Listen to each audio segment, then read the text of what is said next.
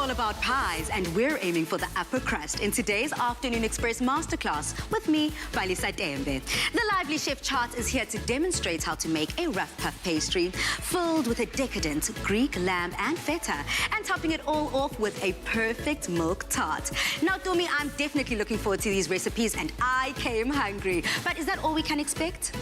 Not at all, Balisa. We have so much more in store. We are actually back on the road in our Olive Pride's Chef's Tour as Jan Braai takes us to the Klein Karoo, to his family farm, where his food journey began all the way long ago. But for now, Balisa, it's back to you in the lounge. Cheers to that, Tumi, and thank you. I'm definitely looking forward to a chat with Jan Braai. But now it's time to get to know our chef, Chef Tjaart. Welcome to the show. Thanks for having me. It's great to be on this show for a change. I know. Listen, South Africa, we had to call on reinforcements because, whoa, from our sister show, Expresso, to being a judge for 3 seasons, I believe. Absolutely, of a very famous baking show. I mean, what brings you to our shores? Well, you know, it's abundance of food, flavor, and fantastic people. Speaking of which, I just have to find out a little bit more about you. You grew up in Zimbabwe, I believe. Correct, yeah. And I mean, whilst other 16-year-olds were growing some herbs, you also started growing your own herbs. Tell us about that. Yeah, well, herbs was just sort of a spin-off that came, you know, grew up on a farm in Zimbabwe, and my folks said, no TV, get out there and go and do something. And so herbs started to come up and grow those, and then it led me into the kitchen. Well, what do you do with this fantastic produce? And so I started that many years ago. I won't quite give my age away now, but anyway, you know, and so that led me into the kitchen, and that's just sort of catapulted my food career from there. Wow, and you have gone so far, far and wide, traveled the world. I mean, from cooking African cuisine quite proudly to being able to serve 5-course dishes, truly exquisite, unique stuff in glaciers, on icy glaciers. I mean, tell us about that. Yeah, there's been some crazy things of destinations that I've gone to and cooking for people, you know, in a private capacity as well as a corporate side of things. But yeah, my travels have taken me predominantly to Europe, and yeah, as you say, onto glaciers for lunch, and that's, you know, these sort of extreme things. I cannot imagine the huge role that traveling plays in your life and the experiences you've been able to not only give yourself, but give those that are just enjoying your food. So can you tell me about maybe like one highlight?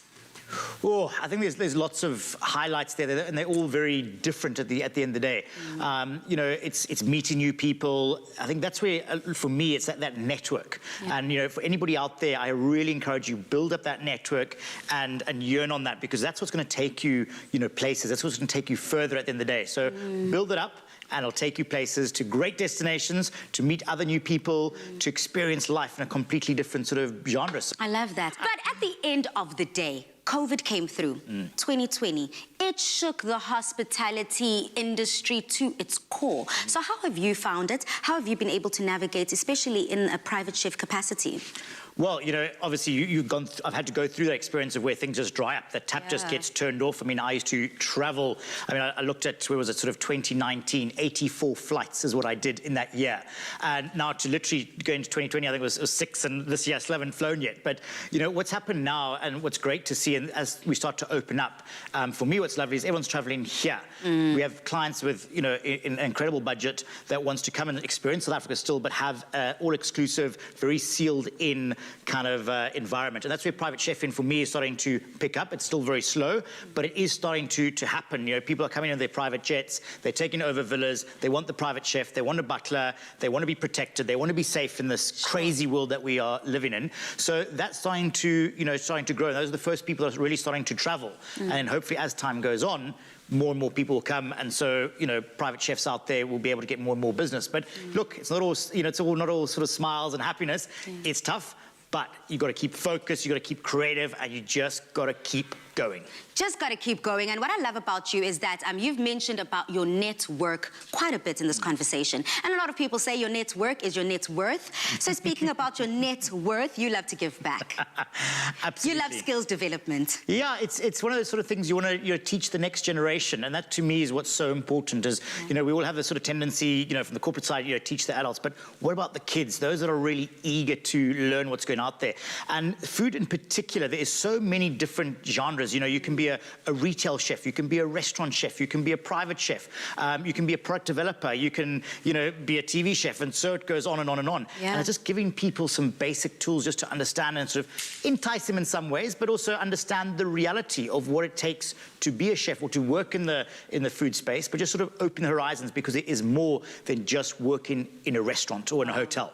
So yeah, I'm about teaching kids, exposing them to things, empowering them with some really good tools to actually get them to understand what is out there, and hopefully in turn give them an opportunity to make a final decision that's the right one for them. Absolutely. Now, Chef, it seems like you're just such a wealth of knowledge, such a wealth of experience. We're only scraping the surface when it comes to Chef Tjaart. So I'm very much looking forward to our masterclass with you as we focus on rough pastries. Oh, I can't wait to teach you. Neither can I. Trust me, neither can I. Now, Chef Tjaart's amazing experience has turned him into the chef he is today. From bespoke dining experiences for his international jet-setting clientele to having lunch on a glacier in Switzerland, this masterclass with Chef Tjaart is one you do not want to miss. Now, on social media, we are asking you, savory or sweet? You can literally put anything into a pie. So what's your favorite filling? Don't forget to use that hashtag Afternoon Express in all of your comments. Now, the world of pies is so diverse, as we've mentioned. So coming up, Chef Tjaart is opening up the deliciousness to rough puff pastry.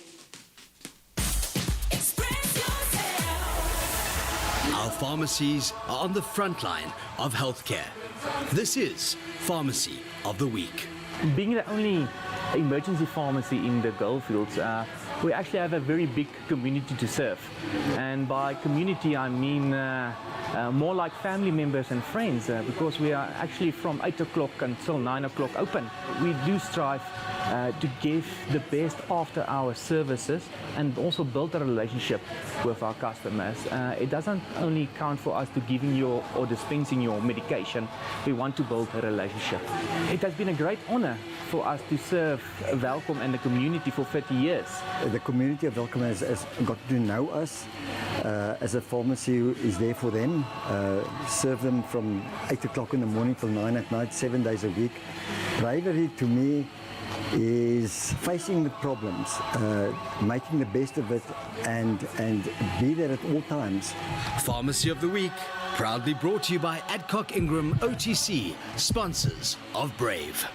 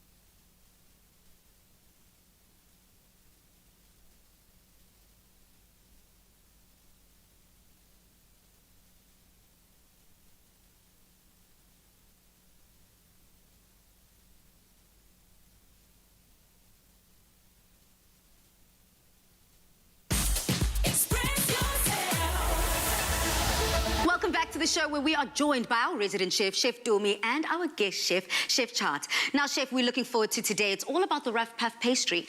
Well, it is, but there are so many other types of pastries as well. It's not just about a rough puff, which is just saying that you quickly sort of rustle up. So, have you got any idea what other pastries are out there at all? I mean, Chef, before we get into all of that, I just want to open up South Africa's world to all things pies. Now, pies can be made into so many different shapes and sizes with the different fillings. But did you know that there are also so many different pastry doughs used to make a pie? So thanks to Chef Tjaart, today we will be showing you fairly simple recipes. Now, Chef, again, I've never understood this. I love myself a good pastry. Everyone knows it about me. I'm a carb kind of girl. A carb girl? However... No, carb guy. Let's get that right. You know, in Zulu, funny enough, we call this umkaba. Umkaba, okay. So tell us about these different pastries. Well, again, pastries all vary for what you want to do and their sort of purposes. So we're going to make a rough puff, but more importantly, let's go back to a few basics. We've got a puff pastry. Now, puff pastry, I think you make a ball of dough, and then you're going to layer it with butter. And dough, butter, dough, butter, dough, butter, dough, butter, dough, butter. So that's what it is. So when it actually bakes, the butter melts and creates an air layer between the actual dough itself, and you get all these wonderful layers. So that's very typical of puff pastry. It's basically 1 million layers. Okay, all right, so that's what you want. Oh, very decadent, very rich, buttery. And again, you know, we can make a quick version, which we're going to a little bit later on, which you're going to get a little bit of layering, you're going to get a little bit of lightness, but not like what you get, you know, and you can get it pre-made, or you can, you know, make your own. But it's that dough, butter, dough, butter, dough, butter that depicts puff pastry. Okay, let's test Chef Dumi. Dumi, I know you're gonna know this. What's this? Some people call it phyllo, some people call it phyllo, but yes, it's that crumply one. It's that, I love it. I think it works so perfectly with any type of recipe that you'd make. If you'd normally use puff pastry, you can still replace it. Chef, tell us about it. So phyllo pastry is basically just this very, very thin sheet of dough of which you then layer yourself. So like the puff pastry, the butter's already incorporated. The phyllo isn't. So generally when you use phyllos, you put a sheet down, you brush lots of butter on it, lather it in butter, then another layer on top, and then more butter, and then another layer on top, and you build it up. Or as Tumi was saying earlier on, you can actually scrunch it. It's beautiful to take and sort of scrunch up, and you can make like little rosettes and little flowers and, you know, all sorts of weird, wonderful, crinkly, organic kind of shapes with. What's really important out there is the phyllo pastry needs to stay covered because it dries very quickly. It's like it's paper thin. So remember just to keep that always covered when you work in the kitchen. It's a little damp cloth, and you take layer by layer by layer. And then the last thing we've got is a short crust pastry. Basically, that is just a dough. All right, so it's a dough brought together that you can use for all sorts of pies, quiches, tarts. I love it, and mostly in my sweeter dishes, sweeter pies. I enjoy it there because it's so decadent as well in itself. So I like the crumbliness of it. Absolutely. Chef, let's get our hands right, on so let's get I've already rolled up my sleeve, South Africa, and so should you too. Absolutely. So this is a rough puff pastry. So what you got is some sifted flour, and to that, a little bit of salt added into there. So take some salt, just some table salt in there, or if you've got like, you know, rock salt, or, you know, we all got those fancy sea salt flakes, just break them down completely. That's really important. That brings flavor. Let me tell you, cakes, breads, or anything of the sort without salt tastes revolting. It is so important. Salt is to draw out flavor, not from the salty perspective which you're all told, you know, be warned with. So anyway, that goes into there. And then blocks of cold butter. It has to be cold. It has to be cold. And the next thing is, remember, if you are hot-handed or cold-handed, what are you? Hot-handed. Hot-handed. Cold heart like me. Yes. What are you to me? Hot hands or cold hands? It depends on the it depends on the... I'm actually joking. It's the exact same for me. It depends. I mean, I'd like to here we go, you know. A warm heart, Chef. No, I'm joking. Anyway, if you know you're a hot hand like me, you got to work with this quickly. So for those of you who suffer with hot hands, work things a lot quicker. So what we want to do is create basically breadcrumbs. So take in your fingers and rub into the butter, just squashing the butter bit by bit. And then as you go up, so you can start to bring it together. And what you'll see is these sort of quite a coarse texture. I want to see flakes of butter just now. So work that in as you go, just pressing it gently there. And then what you can do, if you want to go speed up the process, is in your hands, with the other hand on top, and just rub very gently. Just basically smearing that butter. Oh, there all are right, the flakes. you see there? Yep. Okay, so just keep working those globules of butter. So again, don't make your butter too hard. So you don't really want it out the fridge straight away because it might be a bit too firm and too hard. If you can and you want to, you've got a food processor, pop it into there. Very lightly pulse it. as well. So if you don't want to get your hands dirty, you could also do that as an option. And as you can see, it starts coming together bit by bit.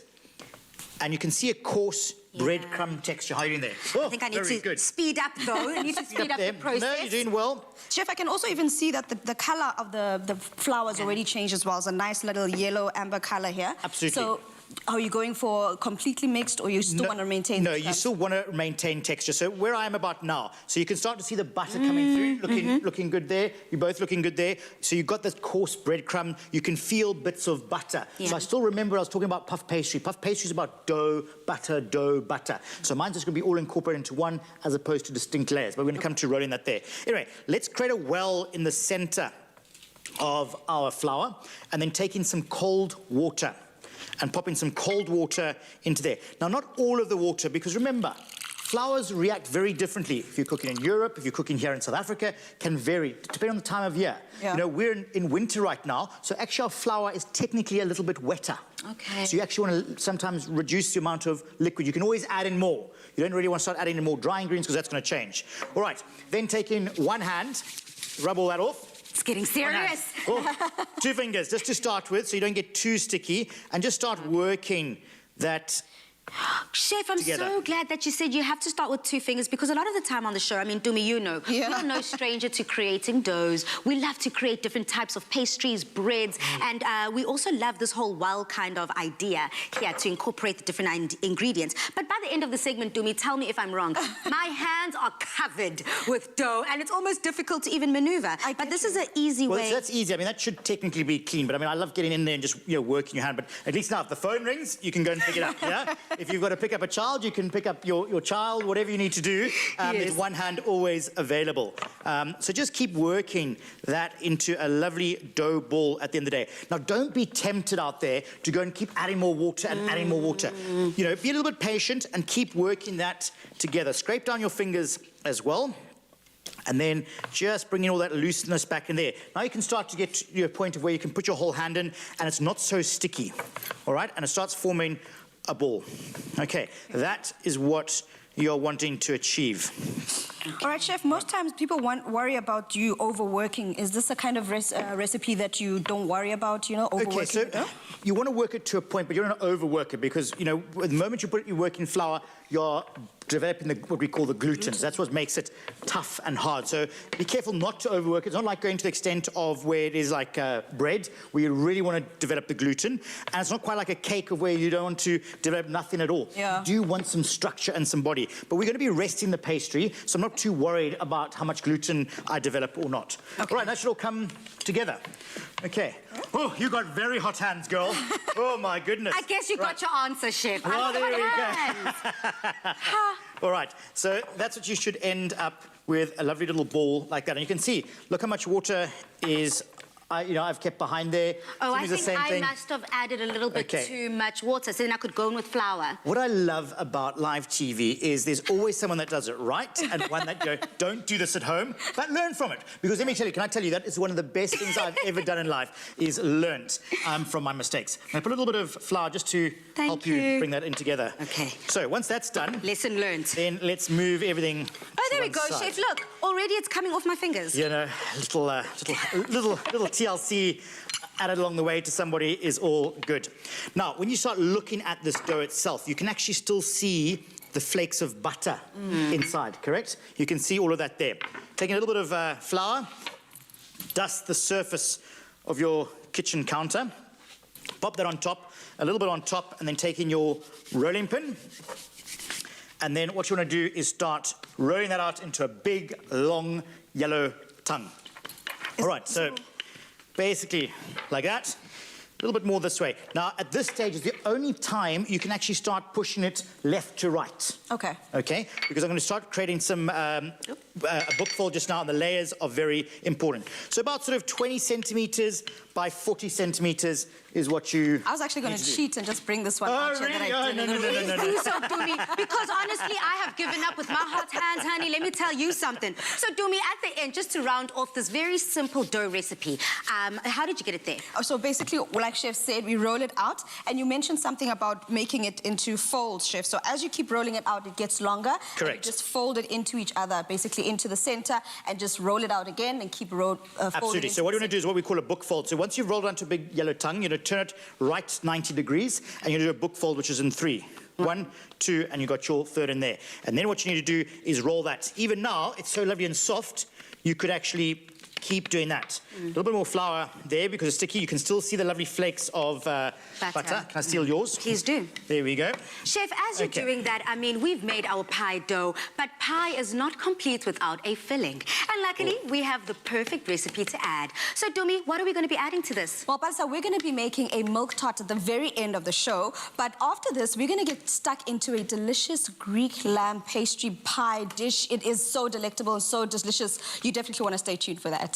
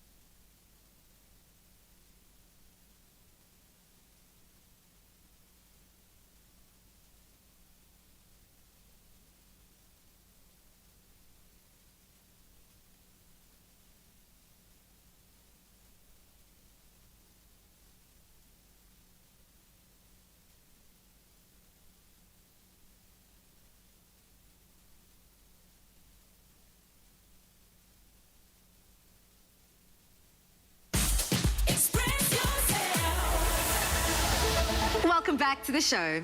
Now, it's pie day here on Afternoon Express in our kitchen, and there's no better season for a hearty, indulgent pie. Now, there's no doubt that a pie is just a pie until you add the elite taste of clover cheese. Dumi?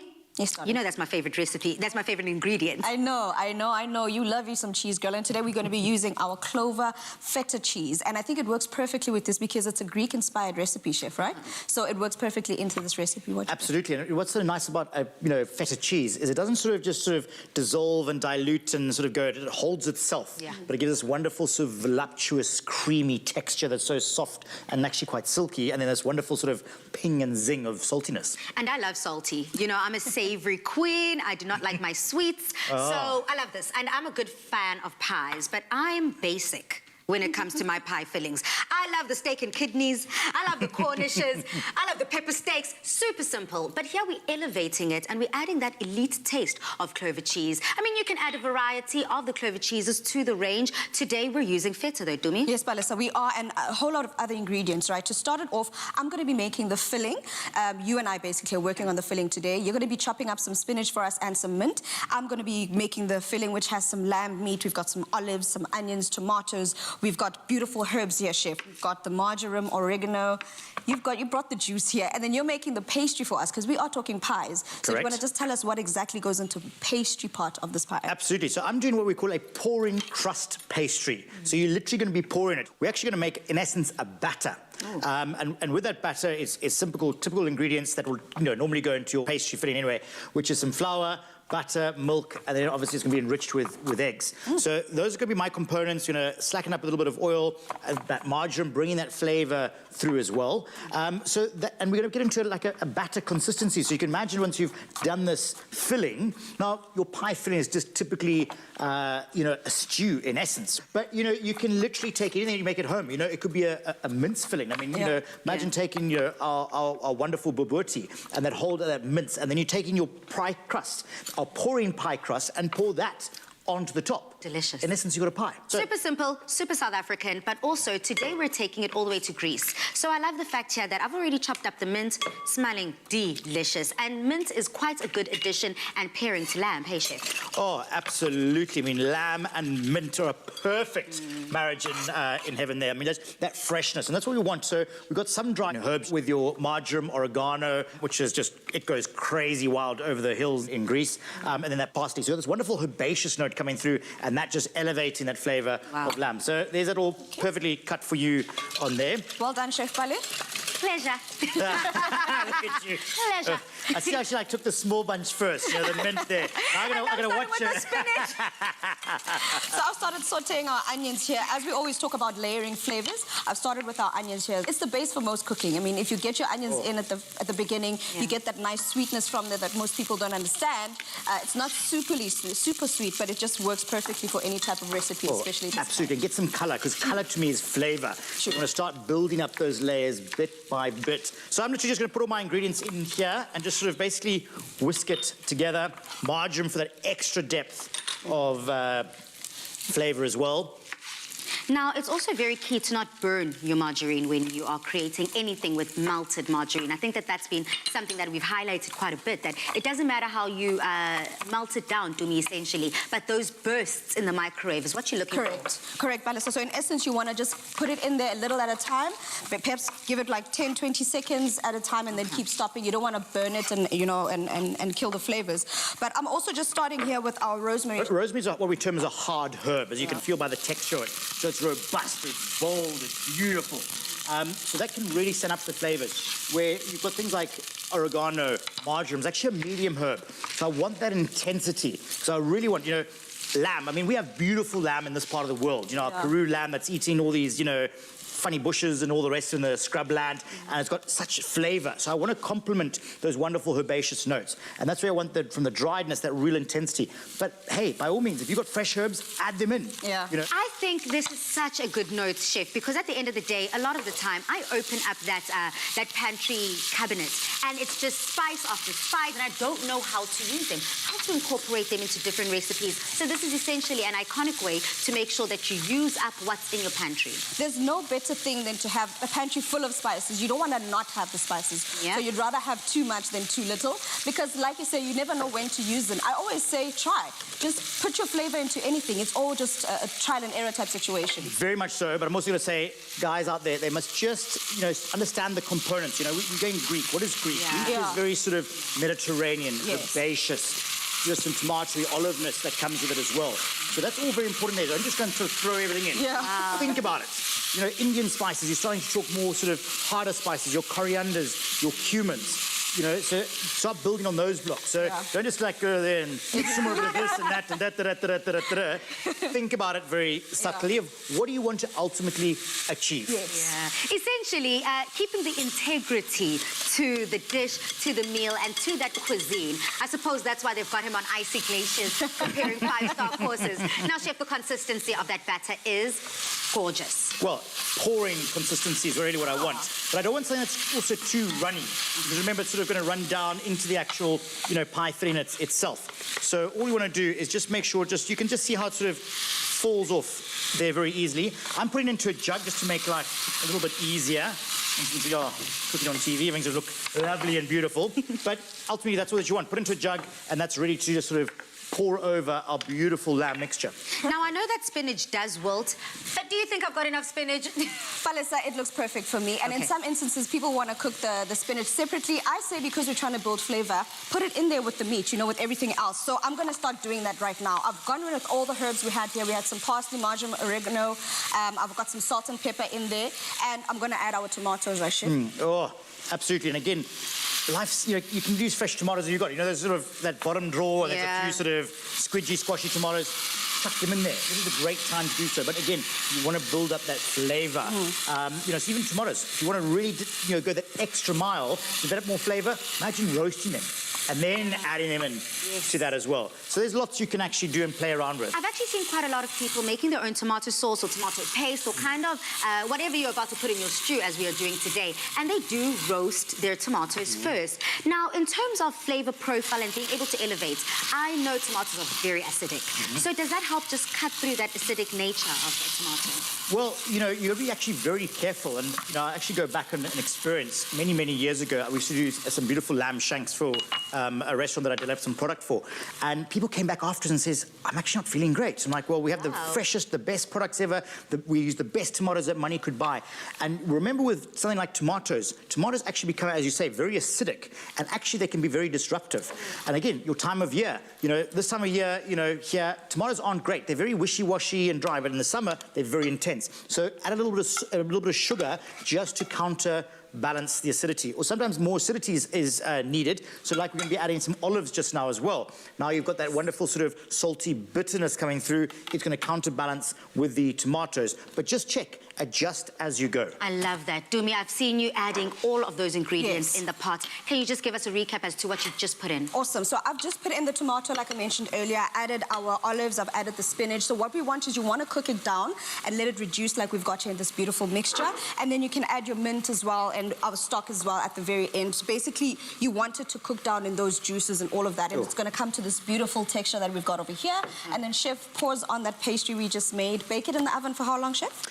Well, again, just want it to golden brown. That's all that you really sort of want. So it's not going to take very long, be 15, 20 minutes, and you're going to have this beautiful crust on there. So once you've got that, you can just literally sort of pour that over the top. Wow.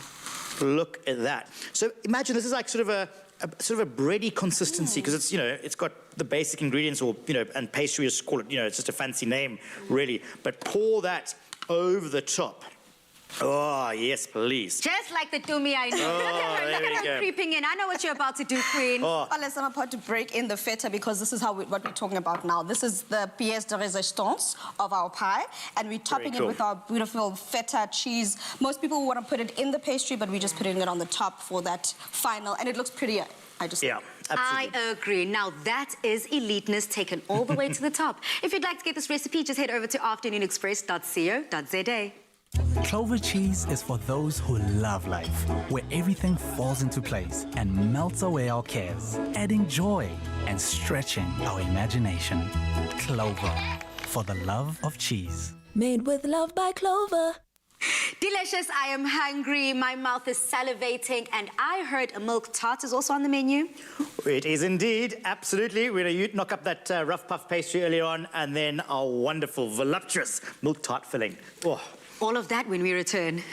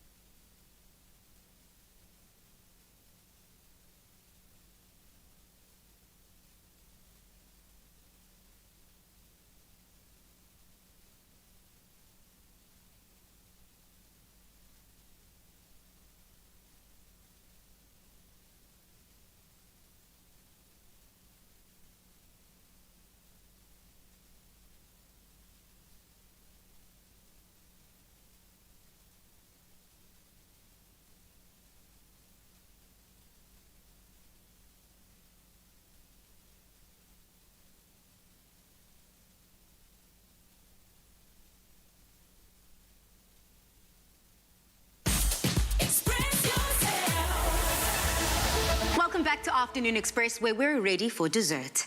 Now, if there's one thing that any South African can agree on is the best dessert, it's got to be a milk tart. Now, celebrity chef Tjaart joins us in the kitchen to show us how it's done, only using the best Clover fresh milk. Now, Chef Dumi, Chef Tjaart, let us go. I'm so ready for this. Oh, I cannot wait. Yes. Now, there's probably a few people that are going to really cringe at me. I have changed this quite a bit, I guess. I mean, traditionally, a milk tart is something that is baked with the pastry as well. I'm cutting things and demystifying the whole thing.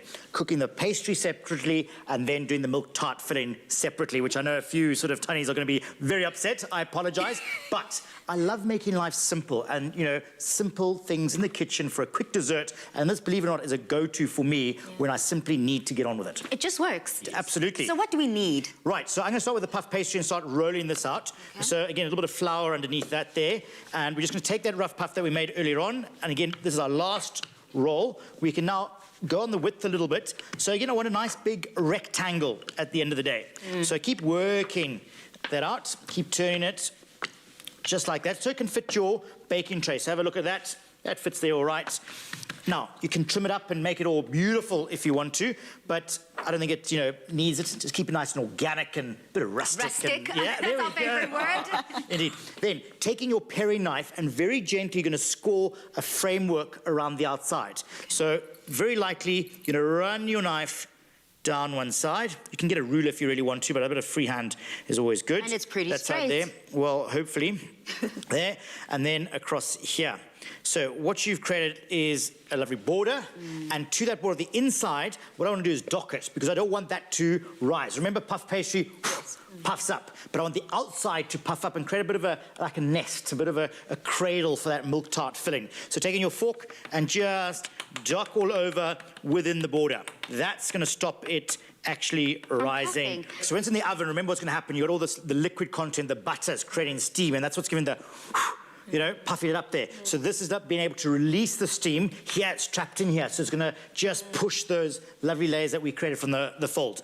Taking that, pop that onto your baking tray, 180 degrees until lovely and golden brown. Oh, but before, a little bit of egg wash. Okay. Just to make it a little bit that more... golden brown. That little golden brown kind of thing. Oh, making a bit of a mess here. Dumi, your side, what's cracking, girl, and what do I have in front of me? Well, let's say you and I are making the filling yet again. So what we're going to be doing here is I'm going to be using our Clover fresh milk, which is the base for our milk tart, because it's not a milk tart without milk. And luckily, we are using our Clover fresh milk, which stays fresh for up to 18 days, but it's a quality product. And Balisa, one thing I need to just mention is because of the type of recipe we're making here, I need to make sure I measure it out. And it is 950 mils of milk. So I'm just going to do it in 2 batches. So going in with the milk first, and then I'm going to go in with our nachi zest, chef. You did bring a whole lot of difference here. Well, some nachi zest and a vanilla pod. And then Balisa's going to put all those other ingredients together for us, which is the eggs, the corn flour, flour, and some sugar. Okay, brilliant. Now, what I love about Chef Tjaart, apart from using only the freshest milk, what other rules should we remember when making a milk tart? Well, I think, you know, certain things that are very important is you want to bring up the milk to temperature and flavor it. You want to have this wonderful flavor. Now, interesting from that other judging baking show I do is we actually found out that traditionally it actually is done with nachi. And I remember we had an uproar, and you probably have an uproar now on the show about should nachi be put into a milk tart, but believe it or not, it should be. And you just want the rind of it. You don't want to actually have the pith, the white membrane, or that, you know, the white bit on the zest that you get, because that will make it very bitter. Yes. All right. So we've got that. So you want to bring that up to temperature. You just want to sort of, you know, warm up that milk and get that wonderful infusion. And you, on the other hand, are literally just going to throw everything in together. Okay. All right. But something that you also said to me to make it a little bit easier is just to start with the dry ingredients before adding the egg. Correct. So when you start thinking of ingredients, start thinking of similar consistencies. So what is similar? Flour, corn flour, baking powder, or sugar, whatever it is. Again, it does differ from recipe to recipe, but for instances like this, just bring everything together and then crack your eggs into that mixture. So you've got a wonderful sort of diversion and sort of mix and concentrate of all the ingredients equally. Does it matter if I create a well, like how we did in the first recipe? Go for it. Okay. Create it all well. It just sort of cradles all the you know, the ingredients around it, and that is not going to go up the sides and, you know, create little streaks and so on and so forth. So go on, just break that into there. Nice. And you just want to basically, you're going to form a paste. From that, you're going to take the warmed or the hot milk And what we're going to do is what we're going to call is temper our eggs.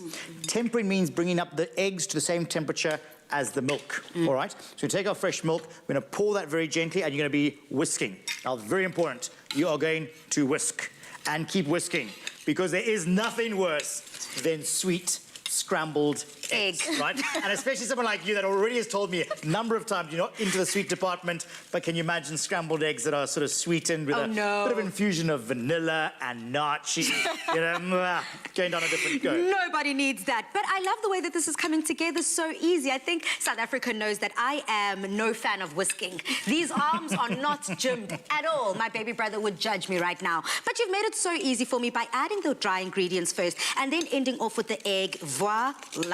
And the other thing I like about this recipe, Chef, the addition of the nachi makes such a huge difference, because now those specks of the yellow in the actual milk tart are going to look so nice and luxurious and beautiful as well. Absolutely. It's all about that, you know, building up those flavor layers. I mean, if you really want to take it a step further, you can just, you know, just take in a slither off and then actually strain it off completely. But, yeah, those little specks add a little bit of dimension to it. But I need to really emphasize, just make sure it's that zest. It's not the white pith in there, because that really does make it bitter. So literally one strike with the zest there. Yeah, absolutely. So like there we go. In essence, it still stays orange, because you don't want to get to the white part. You want to keep it just the zest to the top part, top layer, nothing further. Absolutely. And that's enough. So, Chef, another thing when it comes to milk tarts, South African favorites, I mean, but we're adding nachis in here. So that just then leads me to thinking citrus flavors. Yep. How else can we mix, match, and enjoy this recipe, adding less or more other citruses, or just remixing the whole thing? Well, I mean, you're going down a very slippery slope here with traditions and culture and all the rest of it. But yes, you can start adapting. You know, don't go out, I have to go and get nachis. No, you don't have to go and get a nachi. Can you use an orange? Can you use grapefruit? Can you use lemon? Absolutely. It's not the end of the world with you know, changing things up there. But, you know, I'm trying to keep fairly traditional, although now I've sort of changed things up, you know, quite significantly on there. So what Tumi's doing now is actually going to start pouring the milk a little bit to start with. So keep going pouring. Yeah, help her, Chef, help her. So whisking. So this is the tempering of the eggs. Making sure not to mash our eggs. Well, exactly. So you want to keep it now moving. All right. So with that, all the milk has gone back into there, and then it needs to go back into the heat, into the same pan after you've removed the vanilla pod. Now that vanilla pod, take that, dry it out, and then pop it into sugar in a jar. Vanilla sugar. I love that for us. Get it, Chef. Okay. Saving money. Saving money. Perfect, and that's it, Palesa. So as this cooks down, like you mentioned, Chef, so I'm now going to be on whisking duty, Palesa. The roles have changed. I'm now on like Birdman. Duty and making sure this gets whisked throughout, because we've got cornstarch in there and we've got flour. The more it cooks, the thicker it gets. So if you leave it there, like Chef said, okay, I've done the tempering, so no scrambled eggs, but if you leave it there, you're going to have lumps of... I don't even want to say the name, but yeah, you don't want that. You want a nice, smooth consistency, like what we've got over here, Chef, right? Indeed, that's what we're going to get to, is this wonderful sort of creme pat sort of consistency here. Oh, wow. Right, so when it's cooled down, it gets thick like that. Now, this is my question, Chef. So I'm so glad you're showing me that consistency, because one thing about milk tarts, it is a little gooey, it is a bit shaky, so I've always imagined that the pastry is what holds its shape. But here you're showing us a way to enjoy it where the pastry is separate, cooking that separately, the milk tart filling separate, and it actually doesn't compromise the integrity of that texture. That'll go in. Show me how it's done. All right, so that, you know, consistency, I mean, if you think of it when it's actually baked traditionally, it's the eggs that set it. Yeah. Here I've actually started to use the flour to really give it the body and that wonderful texture. But, you know, if you can't have pastry, you know, if you're gluten intolerant, you've got that on its own. Imagine that with some lovely fresh segments of nachi, orange, or whatever else. Absolutely. I'm just going to have a taste. So all you do is then take that, and then you've seen this wonderful baked puff pastry with the frame there, and you're going to take that filling and just place it on the top. I am not a sweet tooth person, but that tastes delicious. That filling to me, the nachi that you grated in, it hit me almost immediately. I tasted that nachi, and honestly, how have we been enjoying milk tarts without it? Well, I know. Well, let's see what everyone responds to in that there, but it is something that sort of, I remember, I've got sort of, you know, not quite nightmares, but close enough, but it is something very traditional, believe it or not, in our, you know, heritage in South Africa. Nachi is the flavour in a milk tart. I love that. Well, warm, milky, creamy, and dreamy. What's not to love? To get this delicious recipe, head over to afternoonexpress.co.za. I'll go. I want to chef. Oh, he's back. Move way. Clover fresh milk. Made with love by Clover. And just like that, chef, as you're adding that cinnamon on the top, it's done.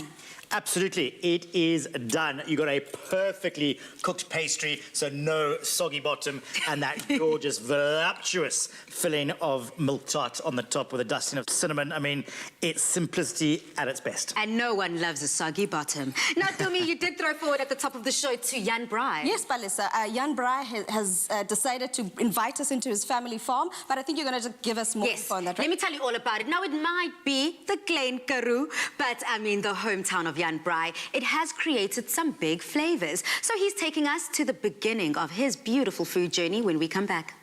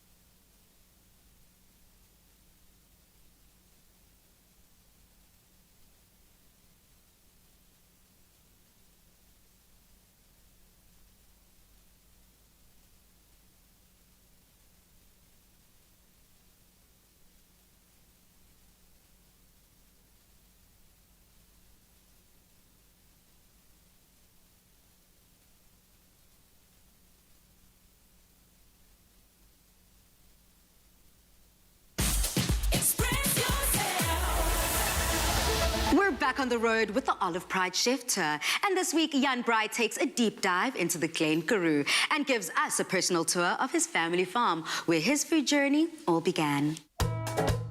Cook along with us on the Clover Olive Pride Chef's Tour, a proudly South African cooking journey through the towns and dishes that made foodie heroes, such as the champion of traditional African cuisine, Luyanda Mafanya, master of fine dining, Chef Ruben Riffel, and proud flag bearer of National Braai Day, Jan Braai. Made with Olive Pride. Prepare to be proud.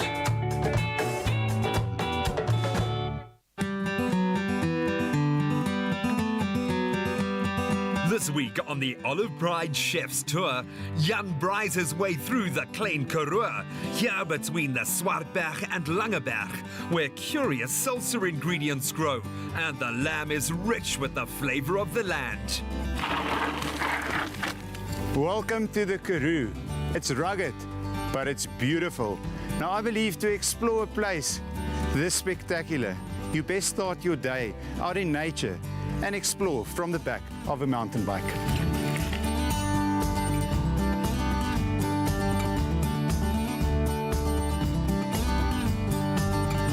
When I had the opportunity to be part of the Olive Pride Chef's Tour, I knew I wanted to bring you to my family farm, Maatjies Vlei, a tranquil valley in the Swartberg Mountains, in the heart of the Klein Karoo. Now, this is a place that holds a special part of my heart where I've spent a lot of my life, fundamentally shaped how proud I am of South Africa because it's so beautiful. It's where I braai often. Many of my recipes have been developed here in Maatjies Vlei with my family over holidays, just sitting around fires, thinking about what a great country this is. It's a place to really wind down and get great food for your soul and even better food from the braai for your stomach.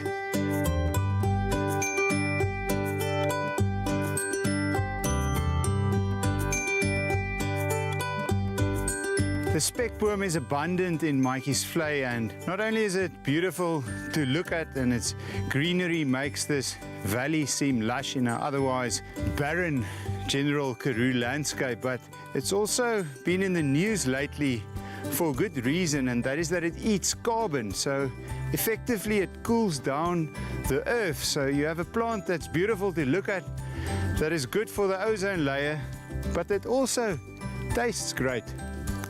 It's got a slight acidity, perfect for my braai slaai later.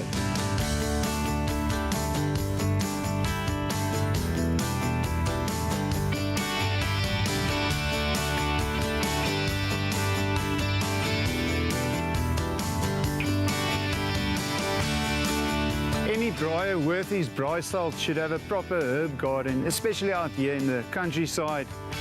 In front of me you can see an abundant growth of rosemary, which pairs very well with dried lamb, which is what we're going to dry later today. And then here I've got some oregano and basil for my salad. So that's fresh herbs from the garden. I've got some spekboom from the veld. I've also got some world famous Karoo lamb chops for the braai later. All that's left to do is light the fire. Jan Brai's Klein Karoo recipes come together next week on our Olive Pride Chef's Tour with alternative tips on basting versus marinating, the gooi it on the coals approach to peppers, and how lekker a little spekboom can be.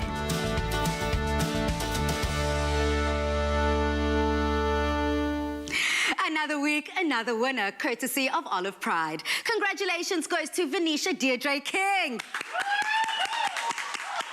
Now, girl, you've won yourself a state-of-the-art gas Weber braai, and we have no doubt that this will turn you into a braai master in your own home. And don't forget, you still have a chance to win a weekly Weber braai and be entered into the grand prize draw to win a kitchen makeover worth 150,000 rand. For details on how to enter, you can buy Olive Pride in store and follow the instructions in the free recipe book.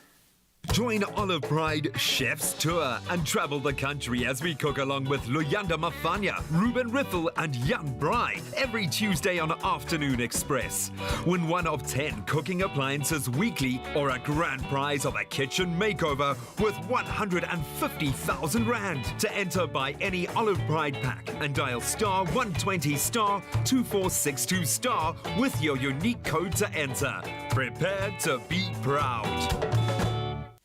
It is my favorite part of the show, Mzansi, where we get to indulge in all of the wonderful food that we have made on today's show. Now, Chef Tjaart, do you want to give us a quick rundown of what we've created? Oh, absolutely. Well, a very simple Greek lamb and feta pie with a pouring crust. Something a little bit different. And then, I mean, something that's so local, so traditional in so many ways, but also I've changed things up, you know, and broken it down to a gorgeous and simple milk tart. That looks delicious. Now, I know that earlier on in the show you were discussing the different wildlife, you know, from lamb, and that's essentially what we put into our pie today.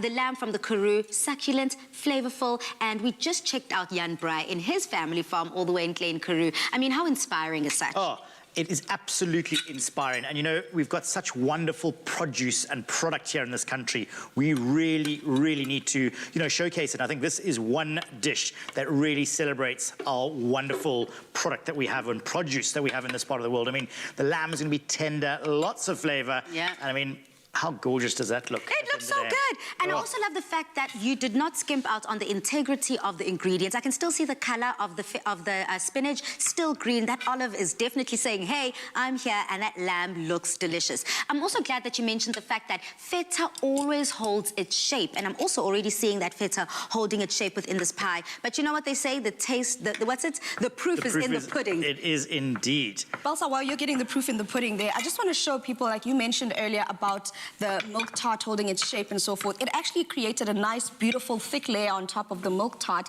and then you can see those beautiful layers from the rough puff that we made earlier. I just took a bite into it, and there's nothing as classic as it. It is that classic milk tart, just with the Tjaart flavor in it. Now tell me you're tasting that nachi. I am, Bali, and I think that's what's taking it to a whole other level, where you're getting the classic dish that you love and enjoy, but just with that extra zing, you know? It's beautiful. Yeah, and something just, you know, so seasonal as well. You know, that's, you know, it's that time of year, seasonal produce is at its best. So use it. So citrus is one at the moment, all these lovely nachis coming through, mandarins, there's lots of things. As I said, change it up if you need to. Okay, I'm all for that, and I'm so glad you forced me to change it up here with the pie, because this pie is delicious. You know how I said I keep it basic? But we elevated, I came through with that elite flavor, and it is so delicious. It is so creamy, but also filling. So I'm here for everything filling. Definitely, Palisa. I'm loving the flavors, definitely. Yeah, well, you got that herby note, that herbaceous note coming through.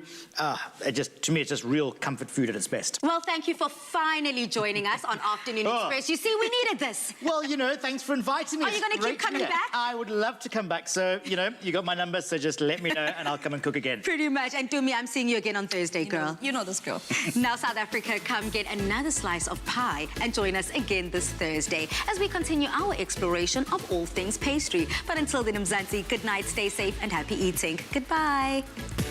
Whether you're saying thank you or we believe in you, nothing says it quite like a home-cooked favorite. Made with love by Clover.